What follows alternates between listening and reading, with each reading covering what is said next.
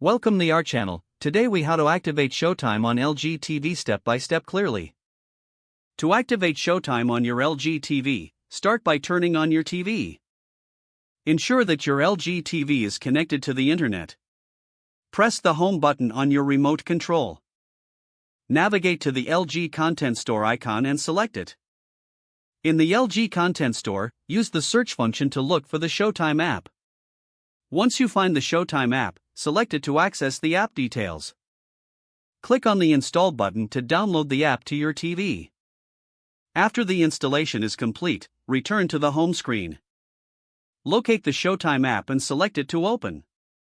Once the app is launched, choose the Sign In option. If you already have a Showtime account, enter your email and password. If you don't have an account, you can create one by selecting the Get Started option. Follow the on-screen prompts to create your Showtime account. Once signed in, you may need to activate your device.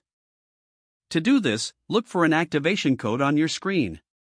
Visit the Showtime activation website on a computer or mobile device. Enter the provided activation code into the designated field on the website. After entering the code, click Activate. Return to your LG TV, and your Showtime account should now be activated. You can now start enjoying your favorite shows and movies on Showtime. If the page does not load, refresh the browser or try again in a private or incognito window. Make sure you are using the correct email address, then retype it carefully to avoid small typos. If your password is not accepted, use the reset option and create a new strong password you can remember. Check your spam folder for verification or security emails, then complete any requested confirmation steps. Enable two-factor authentication if available to improve account security and reduce unauthorized access risk.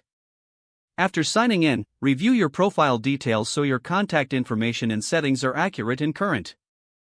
If you see an error message, note it down and try again after restarting your device and internet connection. Log out when you finish, especially on shared devices, to keep your account and payment information secure. If the page does not load, refresh the browser or try again in a private or incognito window.